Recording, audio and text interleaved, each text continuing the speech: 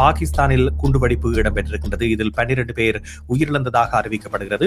பாகிஸ்தானுடைய பிரதமர் இந்தியாவை தொடர்புபடுத்தி இந்த விடயம் ஒரு பழிக்கு பழி வாங்கப்பட்ட சம்பவமாக இருக்கும் என்ற கோணத்தில் அவருடைய கருத்தை வெளியிட்டிருக்கிறார். இந்தியாவினுடைய பாதுகாப்பு என்பது எப்படி இருக்கின்றது என்ற கேள்வியை எதிர்க்கட்சிகளும் எழுப்பியிருக்கின்றன. அதே நேரத்தில் பல நாடுகளும் இந்தியா ஒரு வல்லரசாக மாறி வருகின்ற நிலையில் இவ்வாறான பாதுகாப்பு கெடுபிடிகள் இந்தியாவில் இருப்பது என்பது இந்தியாவுக்கு ஒரு இழுக்கை ஏற்படுத்தக்கூடிய ஒன்றாக மாறியிருப்பதோடு புலனாய்வு துறைகள் இதில் கோட்டை விட்டுவிட்டதாக கூறுகின்ற பலரும் இருக்கிறார்கள். விடுதலை புலிகளுடைய காலத்தில் இவ்வாறான பிரச்சனைகள் இருந்ததில்லை. கடல் பிராந்தியத்தில் ஒரு சுமூகமான நிலை காணப்பட்டதாக பலரும் இப்பொழுது கூறுகிறார்கள்.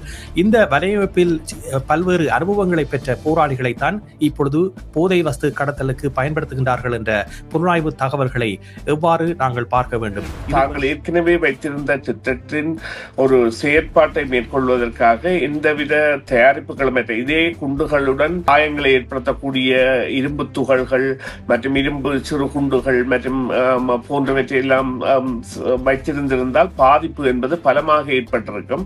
அவ்வாறு இல்லாமல் தனியே வெடிபொருட்கள் கொண்டு செல்லப்பட்டு அது செங்கோட்டையை நோக்கி கொண்டு செல்லப்படுகின்ற பொழுது செங்கோட்டையை அடைவதற்கு முன்னரே வெடித்துவிட்ட நிலையில் தான் இந்த உயிரிழப்பு ஏற்பட்டிருக்கிறது. இந்த சந்தர்ப்பங்கள் நிச்சயமாக ஒரு தொடுப்புள்ளியில் தான் இணைந்து நிற்கின்றன. என்னவென்று சொன்னால், இந்த மதவாதம் என்பது இந்தியாவை தலைநிமிர விடாது. அந்த உறுதி என்பது தமிழ் நிலப்பரப்புகளில் அங்கே பலவீனத்தை ஏற்படுத்துவதற்காகவும் அவர்களிடையேயான தொழிலற்றவர்களிடையேயான ஒரு வன்முறை தூண்டல் போன்றவற்றிற்கான காரணமாகவும் அமைவதற்காக அவர்கள் இந்த முயற்சிகளை மேற்கொள்கின்றார்கள். விடுதலை புலிகளின் இலச்சினையை தனது வாகனத்தில் வைத்துக் கொண்டு அடாவடித்தனம் செய்யலாம். அதற்காக அவர் விடுதலை புலியா என்றால் இல்லை.